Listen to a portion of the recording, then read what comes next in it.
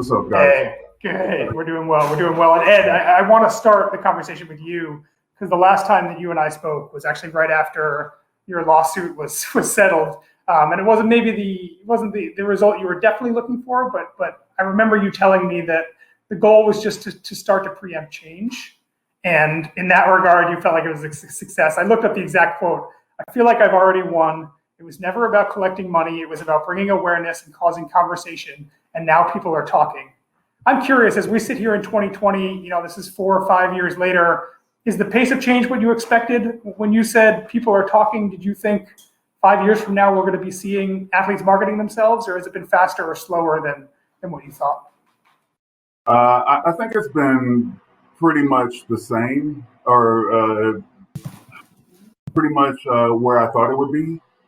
I've always kind of, like you said, Evan, just the fact that we are sitting here talking about it.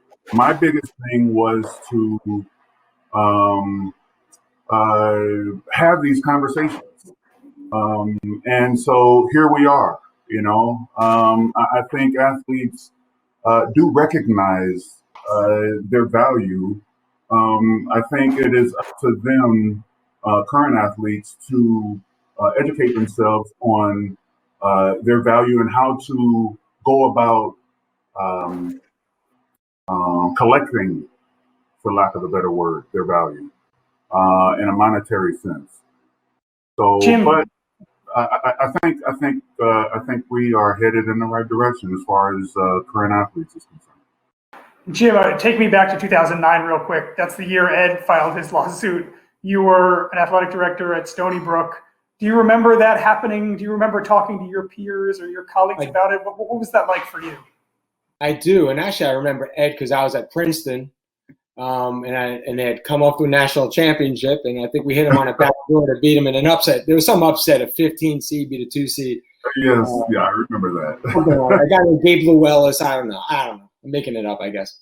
Hey, number one, congratulations on one, a hell of a playing career, and two, post-playing career. I mean, I was talking to somebody the other day, and you're the godfather of the movement, man. And so that's really compelling, and congratulations, right? It took a lot of courage. To your question, Evan, I will tell you that, this is really going to happen. Okay, sure. Never going to happen, right? And then the courage you show along the way, you won, you lost, you won, right? And I started talking to some of the Autonomy 5 now it's called, but Power 5 athletic directors and folks like the athletic directors at UCLA and others. They said there's something here. This guy's onto something, and kudos to you, honestly, and the courage you showed along the way to get you to this point. So good for you, bro. Hope your brother's doing well. Yes, absolutely. Thank you. I want to spend, a bulk of our time actually talking about what I think is the one area of this topic that isn't getting talked about nearly enough, and that's the high school kids, the future college stars. We've heard today about, the legal ramifications and what schools are going to do and, what consultants are going to do kind of in the middle there. I want to hear about what is happening at the level of elite high school basketball players or college athlete or elite football players or any other sport, really. If I'm a college athlete and I'm starting to think about, okay, there's something that's going to be available to me when I'm in school that was never available to anyone in college sports before me. Are they getting the right information? What are the pitfalls here? Already a very fraught process long before this. Where does it stand right now for high school kids? Go ahead, Ed. I defer. Where does it stand now for high school kids? I think they are getting some information, but I think the people that really deserve the most information are their parents or their guardians, the people that are actually guiding them in the direction that they're going. I think parents are instrumental in where a kid goes or even the information that they get. I think the parents, me being a parent of a D1 athlete, as well as a former D1 athlete, both men and women, it is imperative that the parent is educated on what the kid's rights are, what the athlete deserves, and I think it's again imperative that the parent is educated on what is being told, what is being quote unquote promised, and again, what the parents or what the kids, the athletes' rights are, and what they're going into, what they are going to be facing in their college, in their collegiate career. At any given institution, whether it doesn't matter where the school is, as long as the parent is educated and can filter and educate their kid, their athlete, on what is going to happen later on in their careers, in their collegiate careers. Jim, are they getting that education? If I'm Ohio State, I have a $210 million budget, and I've spent a year getting ready for the moment the switch flips. If you're, a parent or two parents of an 18-year-old who's going to be playing at Ohio State next year, you don't have the resources, maybe not even the time or the expertise. Kind of, where do we stand right now in getting exactly what Ed's talking about, getting parents up to speed and getting kids up to speed on what to expect and how to kind of navigate this? Right. Number one, I'll just say two things. I spend a lot of my day speaking with athletic directors because I consult with Division III to Autonomous 5 athletic directors with regard to their revenue generation initiative, fundraising, staffing, strategic planning, and the like. I spend the other half of my day consulting and advising families. And the extent to which you understand that families, guidance counselors, their coaches are so, and you have a Division I son, I bet you went through the process being like, whoa, with a ton of questions. And you know, right? You think you know until you go through it. My son just committed and is attending Union College to play football. One of the reasons he's going to play football. A really good top 5 Division III program. And even I was surprised at the process. And so I spend a lot of my time consulting with families, right? And I also spend a lot of my time with college athletic directors. So I have a pretty good understanding of both. With regard to the recruiting process, I'm a little concerned about the term NIL, name, image, likeness, because we also have what's called an NLI, right? And I'm a little dyslexic, so I'm already confusing the letters. And I think that there's probably it seems a little clumsy to me, name, image, likeness. I think it'd be better, more efficient with a PBO, personal branding opportunities, personal branding rights, or both, opportunities and rights, because that's really what we're talking about. Let's dive into that. So I also believe strongly that in order to effectively effectuate positive change, we have to dig into the core reason why we are here. And the core reason why we have athletics is to provide positive, meaningful educational opportunities through sport. I'm concerned a little bit about the word education and opportunities being diminished. We're just seeing programs being dropped at schools that they probably can afford not to drop them, right? So I'm just a little concerned about that. And that goes back to campus leadership for me. And I feel strongly that you first have to fix the structural and systemic problems within the NCAA structure, dramatically affect that point, before you can really implement something like this in a way that it needs to be implemented the right, appropriate way, so that the unintended consequences, while with good intention, there will be many, which I can dive into later. So I'll stop there. Is there, and you guys have been through both of this with your kids, is there an advantage to the schools that do this properly? I mean, if I'm looking at what motivates kids when they're getting recruited, the coach at the school, obviously, the facilities, the uniforms, what city it's in, there's a whole laundry list there. Where does, they're going to help me promote my own brand better than this other school. Where does that kind of slot in, do you think? Is it near the top? Is it near the bottom? how does this influence the way a young football player, basketball player decides, here's where I want to go to school? It's way up there. I remember when I was being recruited and considering a school to go to. At that time, national televised games weren't for everyone. At the time, Pac-10 had a few games on national television. The schools that are UNLV were on television all the time. You knew if you played on the West Coast, you weren't going to be seen a whole lot on the East Coast. Right. So there was an incentive to work at building your brand and being seen and that sort of thing. So now you're always on television. Now you even have YouTube and things of that nature to improve your brand and publicize your brand. But when I was coming out, there weren't those avenues. And so you specifically, if you were in a position to pick a school that was always on television, you did, because it promoted your brand.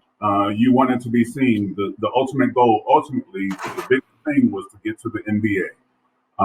And so what better way to get to the NBA than to be seen on national television all the time? So again, when I was coming up and I was being recruited, that was the biggest thing. Now there are other avenues to promote your brand. So you don't necessarily have to go to a quote unquote big name school. You can promote your brand from yourself by, again, just taking your phone out and putting something on social media. So the avenues have changed since I was in school, which was a while ago. But nonetheless, the game hasn't changed. Well, for me, I played football at Hofstra. I was small, but at least I was slow. I was so good that they dropped the sport. So they dropped the sport of football at Hofstra. So that tells you a little bit about my athletic ability. And so I just went through this recruiting process with my son. He had walk-on opportunities at the FCS level. But we chose an institution that was the best academic fit that gave him access and opportunity. I think the word opportunity is so important going forward with all of this. I'm super concerned about that word and with regard to this, because in speaking with athletic directors, we can talk about schools that shouldn't be dropping sports that are dropping sports. It's upsetting a little bit to a lot of people. But we use his athletic ability to get into one of the best liberal arts institutions in the country at Union College in New York. And we also picked the school, one, for that, but because the quality of the coaching staff was so good and so high level. And I just trusted my son with this coach for the next 4 years of his life. So that's why we went into it, the best academic fit and using athletics to get to that point, and then also getting with the right guy, in this case, a football coach. And but I spent 11 years in the Ivy League at Dartmouth and Princeton, and part of my role there was to be an admissions liaison. And there were a lot of kids that got opportunities. Evan, you went to Princeton. I had a lot of opportunities to go to those institutions. Absent athletics, they weren't going to get access. They weren't going to get in on their transcripts. So, Brown dropped several sports this year. Clemson drops track this year. Minnesota, Stanford's dropping sports, right? So now we're looking at less opportunities for people moving forward that might not have access to institutions and getting into a college through sport. Because going back to the first thing I stated was that there's a lack of understanding about the process as a high school 17. The families really are just clueless. And it's become a big business, high school consulting and recruiting. So hope that real quick, I do have to say, Evan, I'm sorry, just real quick. My son is on a partial baseball scholarship out in Texas. And academics is his forte. He pitches, he loves baseball, but he is a scholar athlete. Not only a student athlete, but a scholar athlete. and that was the biggest thing for him. So although my recruiting as a as a teenager was different than his, he got a partial scholarship, but his biggest thing was following his dreams academically, and for that I'm proud of him. And so my daughter, she got a basketball scholarship, full ride, but my son got a partial scholarship. Different means, different visions, but both out of the same household. Let's talk actually real quick about after college. I don't know if either of your kids have designs on going pro. At some point, probably they're going to work in an industry that's not professional sports. Part of the advantage, I think, of having college kids that are going through this process is that they're learning, basic skills that I think are going to help them way past their college days, right? And I would argue right now that we're not only are we keeping college athletes from that, we're deliberately sheltering them from, negotiating with agents or figuring out what a deal looks like or learning about entrepreneurship and how to really promote their own brand and the pitfalls of wrong steps.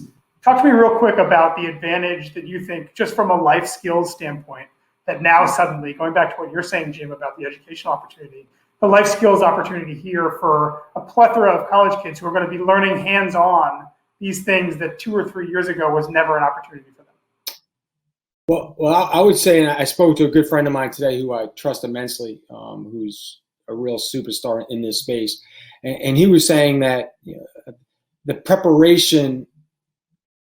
It's all about preparation right now, and it's the intersection of education.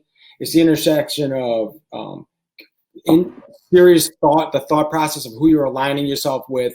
It's always about hard work, and the reality is that the most high-profile kid on the most high-profile visible sport is going to have a lot more access. The blue chip or the 5-star, the O Bannons, is going to have certainly more opportunities than the kid that's going to have to grind it out, right? So those families are now small businesses because they're going to have to hustle, grit, and grind to get real revenue.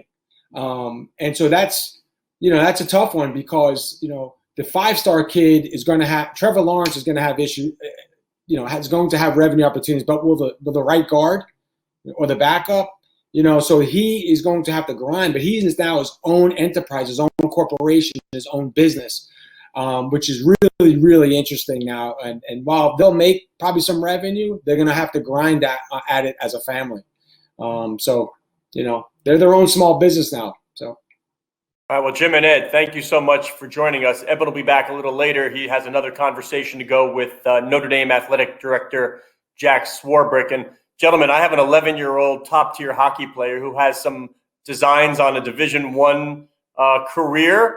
But let me tell you, with NIL, all I need is Chipotle to give him sort of that favorite customer card, because I spend more there than I would at any 4-year institution tuition. So if anybody from Chipotle happens to be on, my son Jackson, we're ready for it. Thanks again, gentlemen.